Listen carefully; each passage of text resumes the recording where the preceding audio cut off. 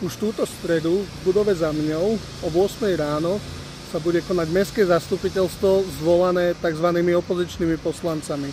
Jednou z hlavných tém tohto zastupiteľstva bude odvolávanie dozornej rady Mestskej parkovacej spoločnosti. Tej spoločnosti, ktorá predovšetkým koná očividne nehospodárne a míňa naše peniaze, ako sa jej zachce.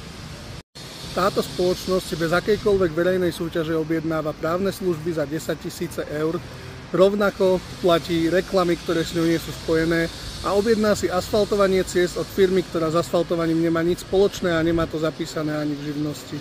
Rovnako táto spoločnosť dáva upratovať verejné priestory firme, ktorá bola roky mŕtva a odrazu podniká, len preto, že má spriazneného kamaráta. A preto príďte sa v stredu 36. o 8 ráno do budovy za mňou občania pozrieť na to, komu na tomto meste naozaj záleží, kto sa tohto zastupiteľstva zúčastní, kto z poslancov tam nebude a má naozaj na háku toto mesto, jeho spravovanie, jeho financie a dovolí, aby si tu niekto vyberal peniaze ako z takého bankomatu pre kamarátov a pre spriateľné firmy.